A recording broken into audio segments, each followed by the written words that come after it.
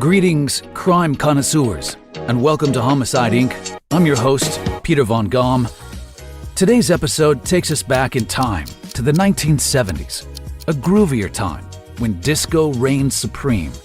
Bowl cuts were all the rage, and Mr. Rogers' soothing voice lulled Americans into a delicious sense of safety. But this shag-carpeted sanctuary didn't last long. The 70s quickly spiraled into an era of serial slaughter when murderers and sickos ran rife, and the police promptly fell behind as a predatory epidemic prowled the nation. We're taking a deep dive off the edge of the golden age of serial killers and submersing ourselves in the story of a monster with many names, the Golden State Killer. This serial rapist and murderer eluded law enforcement for almost half a century, leaving behind a blood-soaked reminder of why we lock our doors at night. His crimes were so grossly diverse and his hunting grounds so expansive that he was initially considered to be three separate offenders: the Visalia Ransacker, East Area Rapist, and original Night Stalker. Let's take a look at one of America's most notorious serial killers and how he got caught 44 years later. Before we get into the story, a real quick favor: if you haven't rated the Homicide Inc. podcast yet, please do so. Just get it over with and then I'll stop bugging you. Maybe. Our story starts in June 1972. The world was still California dreaming, and sun-soaked Sacramento, the state's capital, was the embodiment of the American dream. Jobs and new housing developments were aplenty, and the city still hummed with a small-town innocence, an innocence that was soon shattered. Joe, a 26-year-old New York native and decorated Vietnam veteran, had just graduated from California State University with a bachelor's degree in criminal justice and a hunger for something more. His new chapter in life began alongside a spree of strange occurrences in Rancho Cordova, a city only about 20 minutes away. A criminal called the Cordova Cat Burglar was burglarizing houses, committing petty thefts, killing pets, and messing with women's undies. But local police had chalked it up to rebellious teenagers, and Joe already had a job lined up. So he headed south in 1973. He moved to Exeter, California, near the town of Visalia, ready to begin his career as a police officer and eager to make his mark. His first real challenge of the force: the emergence of the elusive Visalia Ransacker in 1974. This creature of darkness lurked in the shadows of single-story Visalia homes, stalking his victims before breaking in and ransacking their belongings. He ignored precious possessions, stealing bits and bobs instead, and scattering women's underwear around the houses. What a creep! Creepier still, the Visalia Ransacker had the brains to boot. Dishes and bottles were strategically placed against doors or atop handles to avoid being surprised by rightfully pissed homeowners. The moment he heard the sounds of shattering dishware, the Visalia Ransacker disappeared into the dark of night, vaulting over fences and using cleverly mapped-out escape routes. What began as a petty problem involving a peeping Tom with sticky fingers and an undies fetish quickly progressed to cold-blooded murder in 1975. This panty-loving perv had found his next victim, but this time he wanted more. After a long evening of grading papers at the College of the Sequoias, Professor Claude Snelling turned off the lights of his office and locked the doors. It was February 5th, 1975, and the winter chill lingered enough that his breath billowed before him as he left the campus grounds. He returned to his Visalia home at 10 p.m. to find a prowler peering into his 16-year-old daughter's bedroom window. Disgusted, he chased the shadowy figure, losing him in the darkness. Claude quickly called the police, who found that the trespassers' shoe prints were identical to those left behind at the Visalia Ransacker burglaries. Unnerved by this, the professor went to bed and fell into a restless slumber. Little did he know, this was only the beginning. September soon came, bringing a change of season and, unfortunately, several stories of a prowler from nearby neighbors. Paranoia began to simmer within Claude, threatening to bubble over when he awoke one morning to find his car had been broken into. Elizabeth, his teenage daughter, had heard a noise near her bedroom window that night. When she peeked outside, she saw nothing but shadows. The Snelling family was on high alert, but nothing could prepare them for the horror to come the very next night, on September 10th. Summer had faded into fall, and the air conditioner was acting up again. Mrs. Snelling left the windows open, welcoming the breeze that cooled everyone as they ate dinner with Elizabeth's boyfriend. He said his goodbyes around 10 p.m. before the rest of the family trickled into their rooms for the night. Just after 2 a.m., Elizabeth suddenly woke up. She couldn't breathe.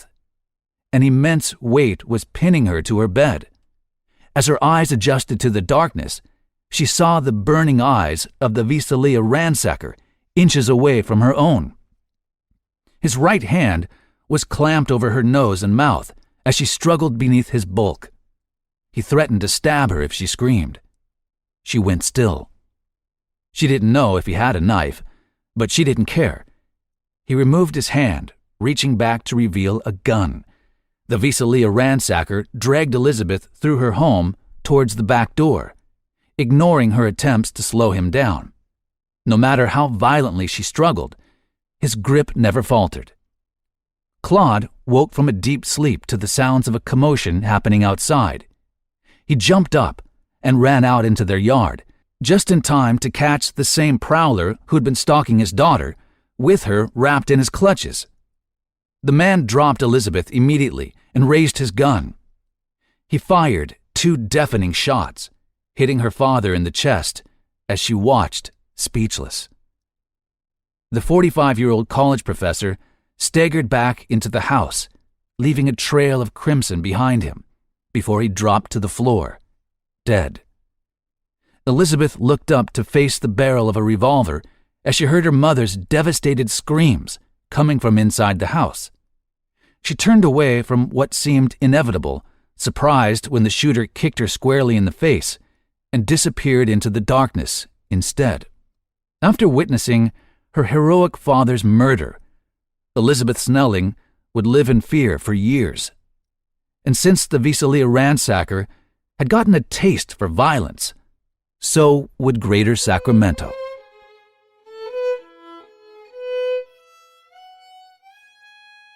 In 1976, the sadistic subject of our story resurfaced in the Eastern District of Sacramento County, his new hunting grounds. The lack of DNA testing, cell phones, neighborhood surveillance, and, in some areas, the 911 emergency call system made the people who lived there ripe for the picking. It was here that the Visalia Ransacker's crimes escalated into horrifying sexual assaults. He devolved from a petty criminal into a serial rapist that the media dubbed the East Area Rapist, a sicko thought to be entirely separate. As he prowled the streets of each sleepy suburbia, he preyed on his usual victims, single women and girls. He stalked them in the shadows, memorizing their routines and planning his attacks in excruciating detail.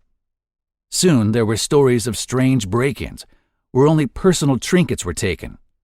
Sadly, what may have seemed trivial at the time were calculated moves with chilling motives. The East Area Rapist was collecting souvenirs and secretly stashing bindings, unloading guns and unlocking doors or windows to prepare for the coming onslaught. Once night had fallen, he emerged from the darkness, silently entering the homes of sleeping women. His unsuspecting victims would wake up to a blinding flashlight wielded by a masked intruder. Using threats of violence, guns, or large butcher knives, he forced them into submission and tightly bound their hands and feet with the ligatures he'd left behind. They were at his mercy, and this sick bastard loved every second of it. Then he sexually assaulted the women repeatedly throughout the night, only taking breaks to help himself to their food. When he'd had his fill of torment and torture and goodies from the fridge, the East Area Rapist would disappear into the night once again. But he was never truly gone. He would continue to taunt his victims through spine-chilling phone calls made weeks, months, even years later. Yet it was never enough for him. Still, he wanted more. He needed power and control, a depraved puppeteer that played with people instead of things. So, he brazenly moved on to attacking couples.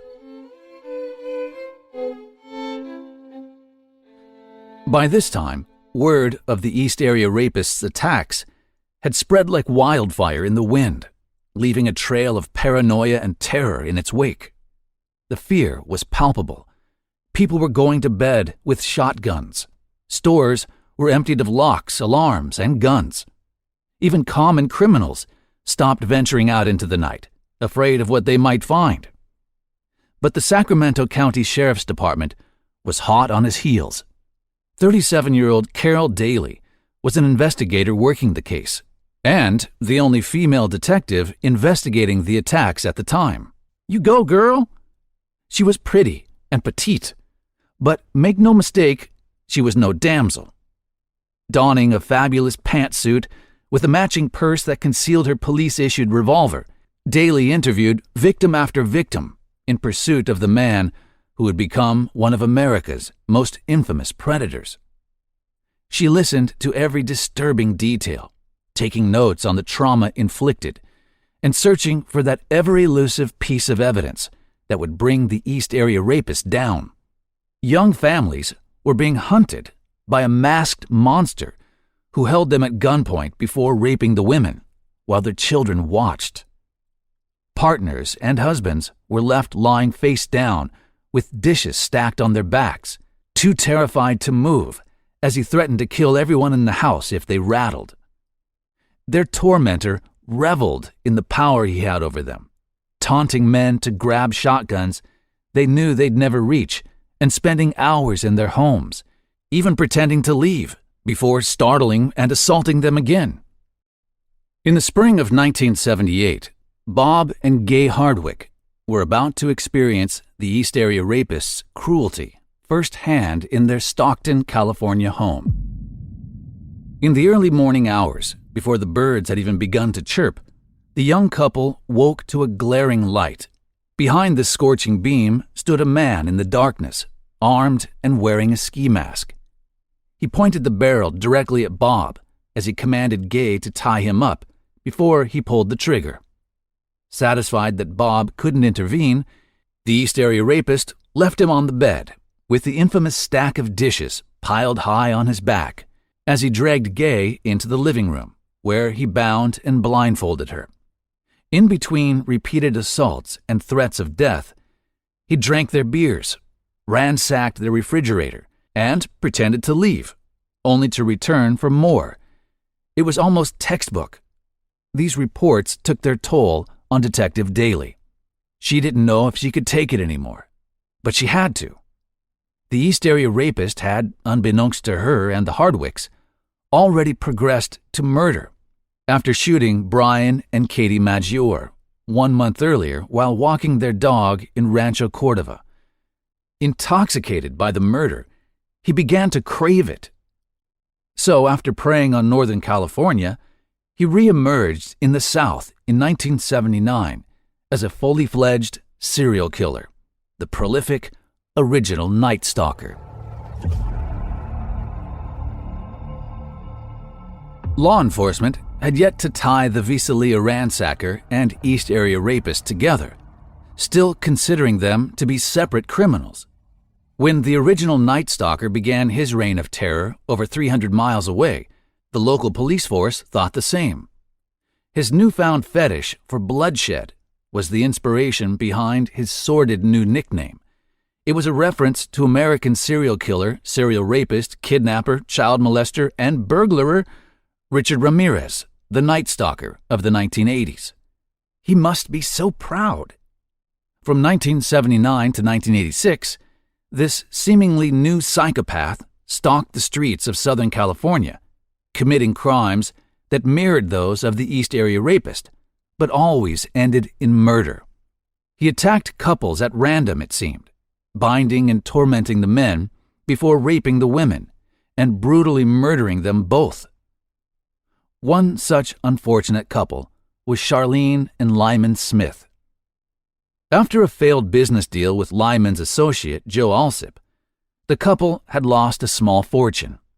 But in March 1980, the Smiths' luck was looking up. Or was it?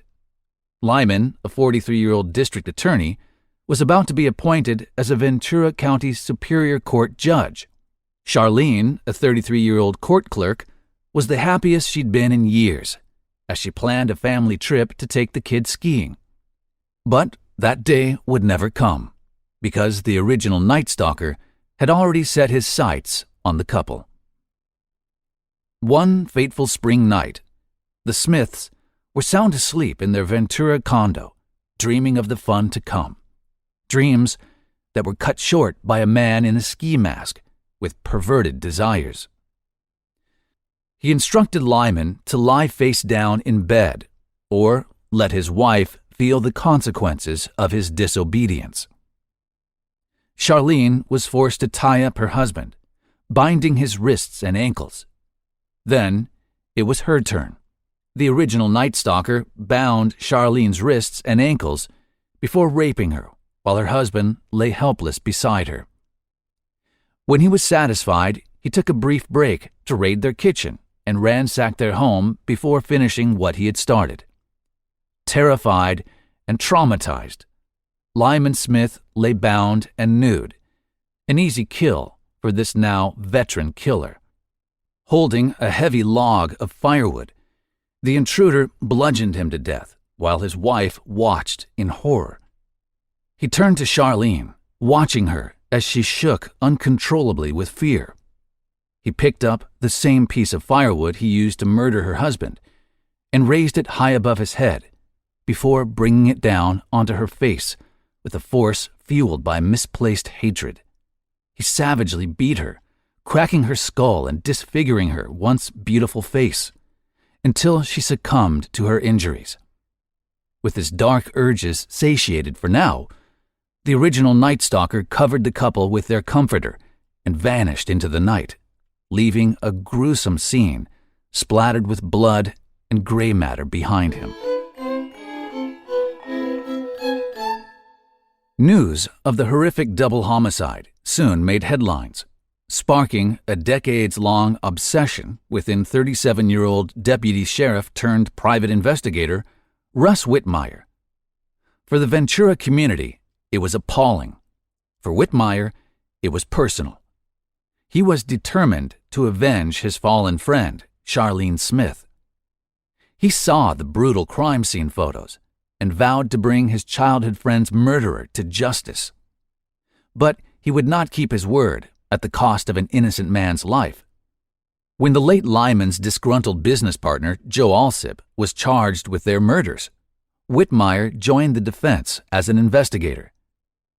His dogged detective work eventually cleared Alsip's name, but that small victory was all he could achieve. No matter how many late nights and early mornings he worked, the original Night Stalker slipped through his fingers and claimed his next victim. Just 2 months later, in May 1968, a realtor entered a home in Irvine, California, ready to spruce it up and show it off. She expected to do a little tidying up before her clients arrived, so she strolled through the house to inspect each room. Nothing could prepare her for the scene she stumbled upon in one of the bedrooms. Sprawled across the bed and naked from the waist down was the beaten, bloodied body of 18-year-old waitress Janelle Cruz. She had been brutally raped and bludgeoned beyond recognition. Her teeth were obliterated, shattering her once beautiful smile. Tragically, her family was on vacation at the time, only leaving Janelle behind because of her newly landed job at the local pizza joint. She had even invited a friend over the night before she was killed to keep her company. Ominously, while they laughed and chatted on what would be Janelle's last night alive, the two friends heard a noise outside. Startled, they peered out into the darkness, but saw nothing suspicious that cloudy night. Moments later, they heard a strange sound coming from the garage. A door closing, perhaps? The friends went to investigate, both feeling uneasy, but neither willing to show it. Janelle's friend peeked his head into the dark room and saw nothing out of sorts. He gingerly stepped inside, turning on the lights as he did. Still nothing. Not a sound or sign of movement. After flicking the lights off, they headed back to the lounge to pick up where they left off. Lost in conversation, 10 p.m. soon came and went, and Janelle's visitor made his way home.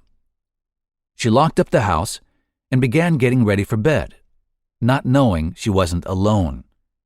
The original Night Stalker was already inside her home, watching, waiting. He lurched out of the shadows, catching Janelle by surprise before sexually assaulting her and ending her life in a matter of hours. But something was different. After murdering his 13th known victim, America's newest boogeyman walked out into the dawn of a new day and disappeared one last time. Maybe he grew a conscience. Perhaps he finally satisfied his sick cravings. In my opinion, he realized that the introduction of forensic DNA that year meant his time was up. Whatever the reason, the case of the monster with many names went cold. There were no leads in sight for years, until Detective Paul Holes entered the picture, that is. Holes, a 26-year-old cold case investigator for the Contra Costa County Sheriff's Office, got his hands on the case files of the East Area Rapist in 1994. Astonished that a criminal so prolific and brazen could get away with murder for years, literally, he dedicated himself to solving it. But the first real break in the case wouldn't come until 2001, when DNA testing became law enforcement's go-to tactic for solving old and new crimes. Holes realized that this technology might be the saving grace he needed to crack this case wide open. He took a DNA sample from the 1980 autopsy of Charlene Smith and uploaded the East Area Rapist's DNA profile to the FBI's national database. It stored millions of DNA profiles, but there was no match. Surprisingly, this repeat offender had never been convicted of a crime that compelled him to give a DNA sample. Holes had reached what he thought was a dead end, until DNA testing revealed a shocking breakthrough in 2011. The East Area Rapist and original Night Stalker were one and the same. The media hurriedly dubbed him EAR/ONS, not thinking of the confusion this would cause. Fellow true crime junkie and author, the late Michelle McNamara, quickly caught wind of this wild news. She had been deeply engrossed in the unfolding story long before the world knew his real name, and was totally uninspired by the mishmash of monikers he'd been given.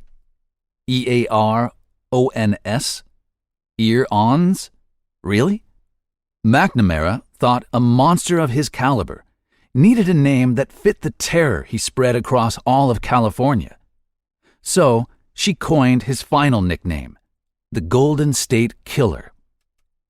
But the question still remained. Who was he?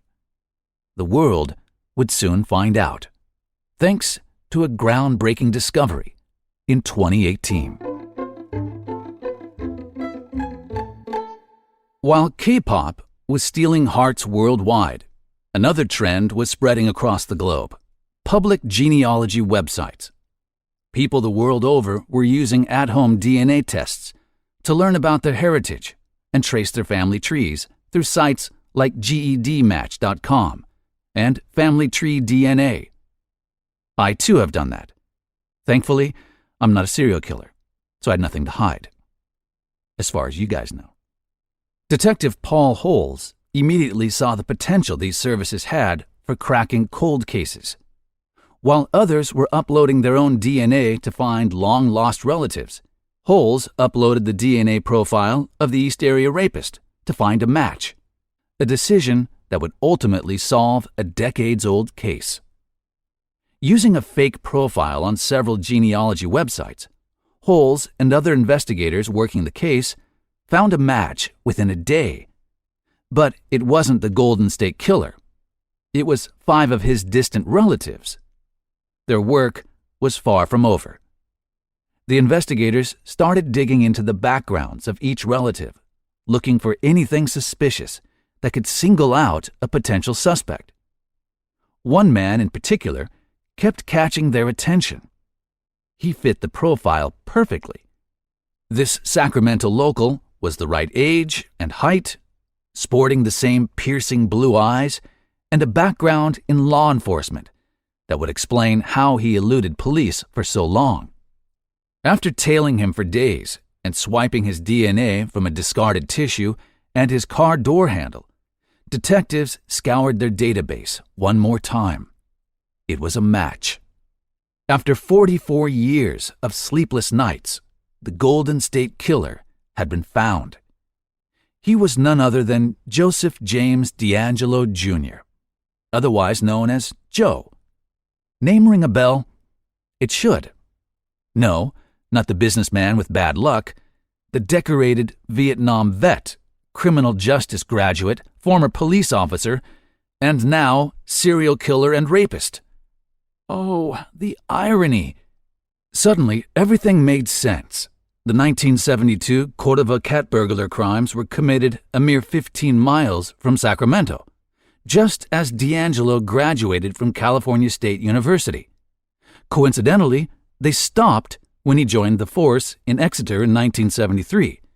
1 year later, the Visalia Ransacker began his reign of petty break-ins just 12 miles away in the nearby town of Visalia. Coincidence? Methinks not. Both involved strange burglaries, petty theft, and women's intimates. D'Angelo was also one of the officers investigating the Visalia Ransacker case, making it easy for him to cover up his tracks. In 1976, he abruptly left Exeter to join the City of Auburn Police Department in the Eastern District of California, possibly because of the paranoia that plagued him after killing Professor Claude Snelling, his first known murder victim.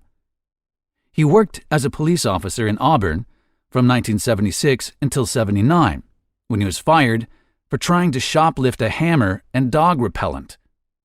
When you consider that the East Area Rapist committed 44 rapes and 2 murders in the same time span and area, the motive for stealing those items gets a whole lot darker and kind of makes the hair on your neck stand at attention. If only the police at the time had dug a little deeper before D'Angelo moved on to terrorize Southern California as the original Night Stalker, the same year he was sacked. After 7 long years of inflicting pain and taking lives there, he packed up his ski mask for good, we hope, and hid behind the facade of a family man, content that he would never be caught. He didn't know how wrong he was. For the first time in his life, the Golden State Killer would be stalked, sized up, and surprised.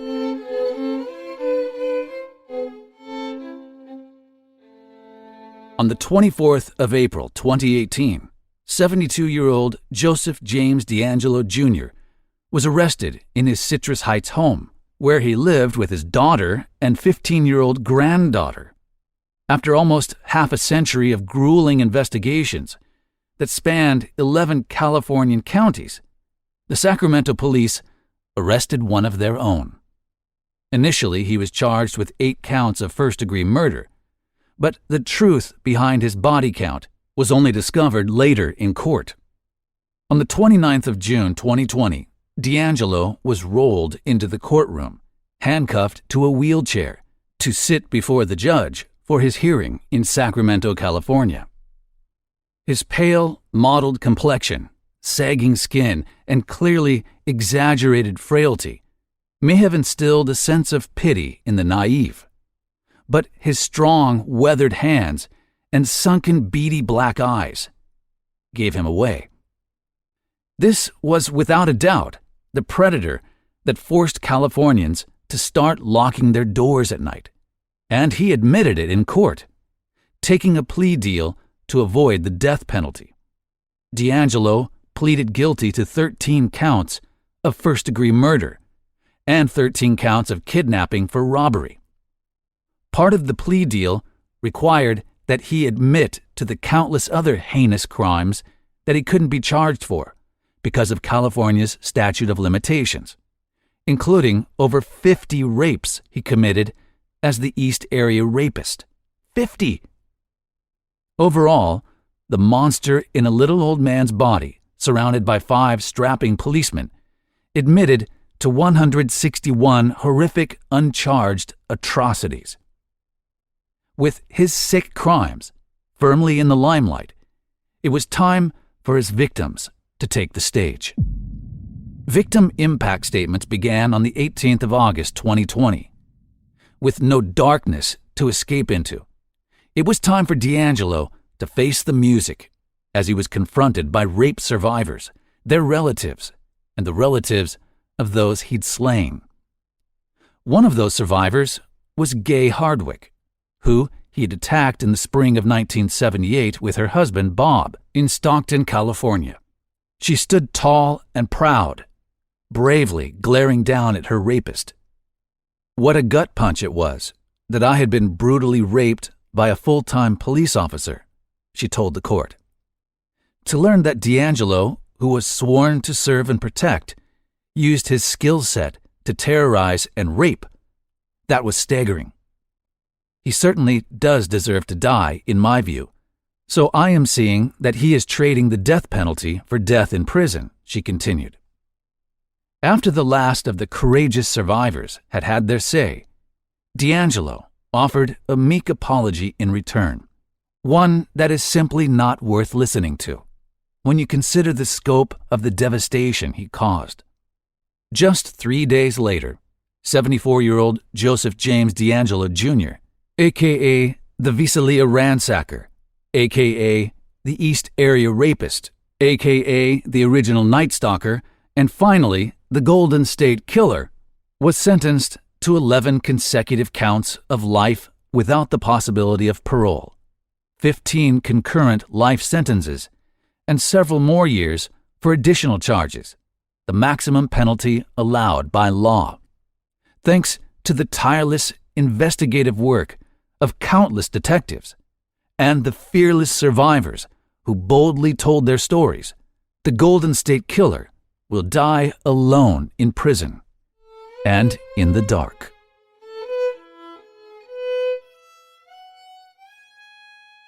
You know, you got to wonder about the sentencing, the penalty that he's getting after having spent more than 4 decades as a free man, breathing, raising a family, countless celebrations, when his victims, those who survived, have had decades of sheer hell. Where's the justice? I wonder if the victims or victims' families feel any sense of closure after this, knowing that he's an elderly man who will not be in prison for long because he probably doesn't have much more time to live. I guess one really important takeaway from this case is the DNA profiling. Would-be criminals, people thinking about doing bad shit, now know that their goose is going to be cooked. What a case. Well, thank you very much, as always, for joining me here on Homicide Inc. Be sure and check out our new TikTok channel, where you can see some little short video snippets of true crime on an almost daily basis. That link is in the description. I'd like to invite you to rate this podcast, whether it's on Spotify or Apple Podcasts or wherever you're listening from. Be a pal and click the stars and leave a comment if you would. This helps us tremendously in getting our podcast into more ears. Thank you very much. Also, make sure you subscribe so you'll get notifications as soon as a new episode is released. And be sure to check out our Patreon campaign for exclusive Homicide Inc. podcasts that are available first to patrons. That information is in the description of this podcast. If you have a compelling true crime story you'd like me to consider investigating, please send me an email. And if you'd like to help support the production of the Homicide Inc. podcast, you can always buy us a cup of coffee. Those details are also in the description and on the Homicide Inc. website, where you can hear all the podcasts and see some other cool stuff. Thanks so much, and we'll see you again very soon. Ciao for now.